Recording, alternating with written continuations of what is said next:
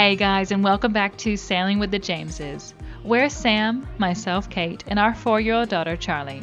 For the past 4 years, we've been living full-time on a sailboat, sailing, traveling, and exploring some pretty incredible places. But now we're stepping into a brand new chapter. We're on the hunt for our next boat, a long-range expedition trawler. Last year, we came very close to buying a 78-foot ex-commercial prawn trawler over in Western Australia. We had big plans to convert her into our next liveaboard, but we hit a huge roadblock with insurance. So now we're back on the hunt. We are currently in Tasmania, and for the past 2 weeks we've looked at a 77-foot steel aft wheelhouse vessel and a 65-foot steel aft wheelhouse longliner. And this week we're stepping on board another potential contender right here in Hobart. So grab a coffee, hop on, and buckle up. We're going on a road trip to Hobart to tour what could be our next boat.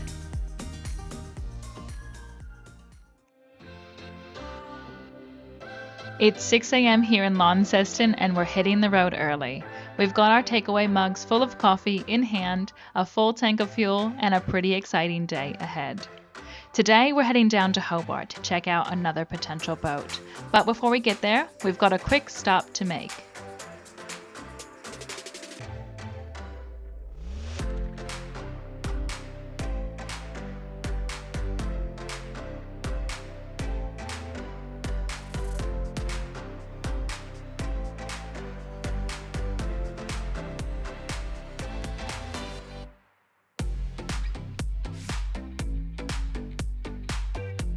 We're pulling into this marina just outside Hobart, not for the boat we're viewing today, but to check in on a mate's boat and have a look around this marina.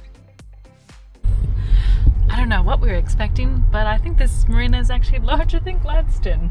Yeah. I thought we were just going to go to like a marina with 2 fingers. This has like, I don't know. But way less parking. Is this set?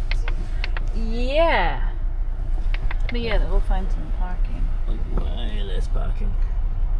Oh, and Yeah? Yeah, definitely. We found a car park. So lucky. And check that car out right there. I can't see the whole of it. One of our really good friends is currently up in Queensland on a delivery, so while we're passing through, we'll swing by and make sure everything's all good. But what makes this stop even cooler is what's sitting right next door. This is the home to INCAT Tasmania, one of the world's leaders in building high-speed aluminium vessels. They're known globally for their massive fast ferries, all built right here in Tasmania. And when you see them in person, they're seriously impressive. Huge aluminium structures, cutting-edge design, and it's pretty wild to think that these are heading all over the world from right here. And in just a couple days, King Frederick and Queen Mary of Denmark will be in this very spot. Definitely a cool place to stop in.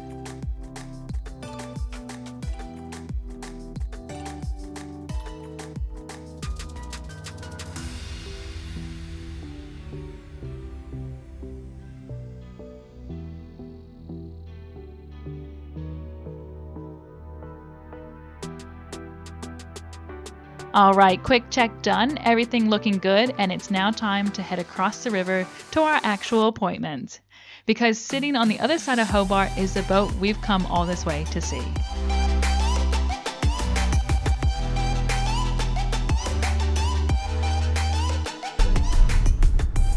Yeah, or it looks like there's a car park behind the cave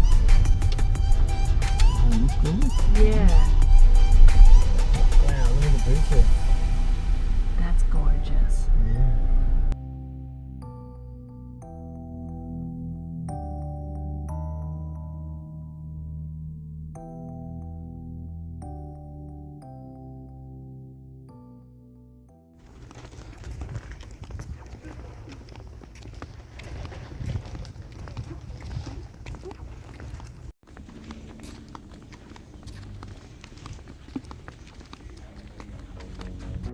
Alright guys, meet Après Vous.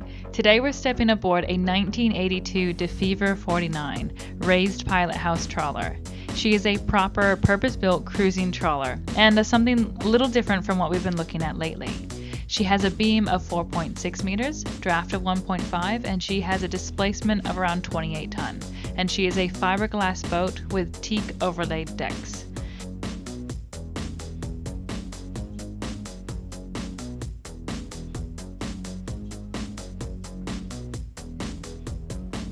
She's a 2-cabin vessel with 2 toilets and 2 showers. And one of the things that we really like is the amount of fluids she holds. She has 3,000 liters of fuel, 1,000 liters of fresh water, and with approximately a fuel consumption of around 12 liters per hour at 8 knots, it gives us a range of around 2,000 nautical miles. Starting up at the bow, one thing we really like straight away is the deep anchor locker. There is plenty of space and there's no need to flake the chain by hand, which is always a win in our book. And wrapping around here is the classic Portuguese style design, which gives that extra protection at sea, but it is also really easy access straight from the pilot house out onto the foredeck, making it really easy for one person to drive and then drop anchor, or single-handedly drop a mooring and then get back to the pilot house. For a couple like us, short-handed cruising, that kind of design and layout makes life so much easier. Now, stepping inside to the wheelhouse, this is definitely one of our favorite spaces on board. The visibility from up here is amazing, and we really like the sitting area and table. It's a really nice place for all of us to hang out on passage. We could do some schoolwork at the table with Charlie, we could do some editing, we could do taxes and everyday admin and accountant stuff while underway. And there's even a pilot berth, which we really, really like. This offers a place to rest during long passages for that person that is off watch, or a nice bed on anchor in bad storms to keep an eye on things. And if we have guests on board, then it offers us another berth for guests. It's a really nice practical setup. Moving below, there is a master cabin midships with a walk-around queen-size bed. And straight away, we love that it's got a walk-around bed. There's plenty of storage, a nice space to get ready in the mornings, and we really like the ensuite. And the shower even has a tub, which is really cool and unique on a boat. Realistically, we'd probably only ever use it in the Marina because freshwater on board is always a coveted item, but it would be a really cool feature for Charlie when we are in marinas to have a little bubble bath. The second cabin setup is a V berth with bunks, 2 beds, and I think it's a really clever design, with the drawers doubling as steps to get up to the top bunk. There's plenty of hanging storage and drawers, and I like the head height and the 2 beds in here. We also really like the spiral staircase. It's just something different and adds a lot of character to the boat.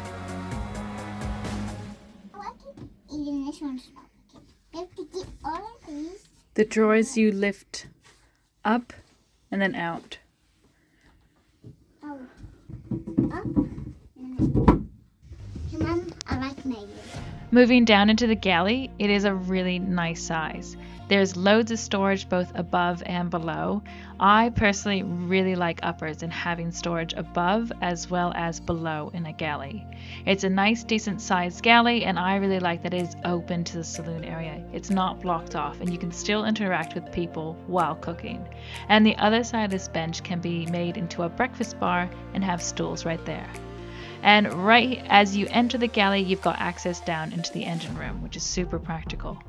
The saloon feels really open and inviting. There's nice seating, heaps of natural light, and it's a kind of space you can relax in. Out on the back deck, we've got this really nice open aft area with built-in seating. And there's a small dive platform as well, which we really love, especially for getting in and out of the water for swimming or any kind of water sports.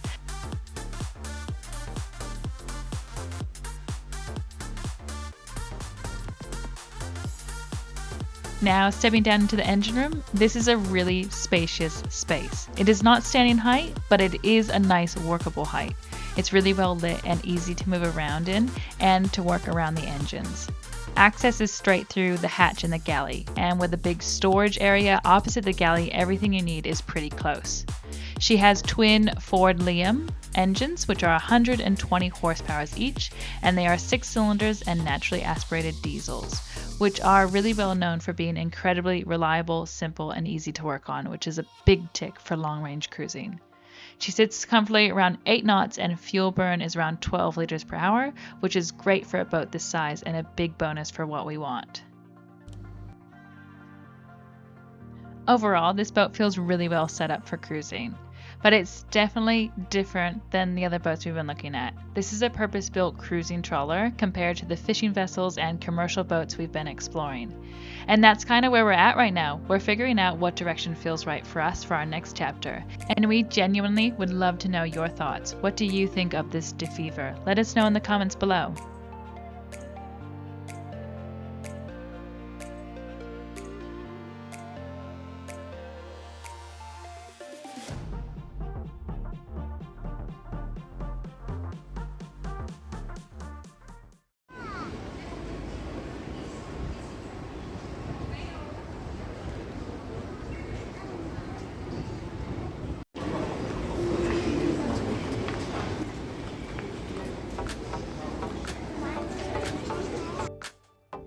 After the viewing, we head into Hobart City to stretch the legs a bit.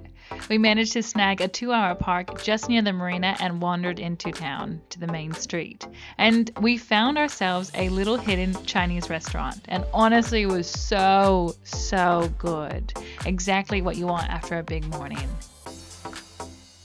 After lunch, we went for a walk along the docks, checking out the local marina, the working trawlers, and the longliners that operate out of here. And there's definitely a different kind of feel here. It's a real working waterfront. There's also a secure dock for international vessels coming in, fully gated with no public access. And while we were there, we watched a big Arctic expedition vessel coming in, which was pretty incredible to see. Hobart's got a cool mix of industry, cruising, and adventure. Definitely a place we would love to spend more time, maybe even on our own boat one season, doing the lap around Tassie. Unfortunately, we did miss King Frederick and Queen Mary, the Danish monarchy, by a couple days. The Danish royals did a tour of Oz, ending in Hobart, where Queen Mary is from. And they were in the exact spot we're standing in just a few days after. Continue for 4 kilometers.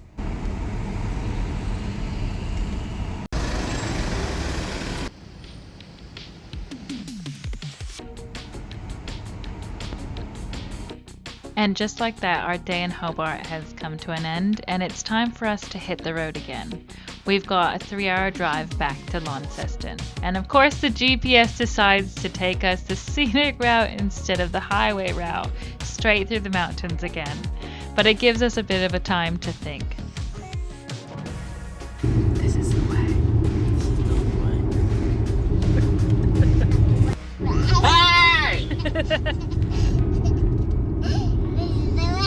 Nah, excuse me. This is the way. No, it's not. It's not the way.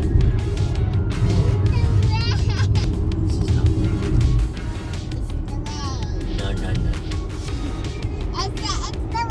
No, no, no. So, what did you guys think of the DeFever? Let us know in the comments below. It's definitely a bit different from what we've been looking at lately. It's purpose-built trawler, but we would love to know your thoughts. Is this more the kind of boat you'd love to see us in, or should we stick to the more rugged commercial style builds? Let us know in the comments. Thank you guys so much for watching. If you enjoyed this video, please consider clicking the like button, subscribe, and join us on our adventures every week as we share our journey sailing full-time as a family. A massive and huge shout out to our amazing Patreons. Thank you guys so much for your support. We couldn't do this without you. If you're interested in joining the J Crew and supporting us making videos and content, plus you get some awesome perks like early access to videos, consider becoming either a member on YouTube or joining the J Crew on Patreon. The link is in the description box below, and tiers start at only $2 a month. Thank you so much again for watching. Don't forget to leave a comment, and we will see you all same time next week. Bye everyone.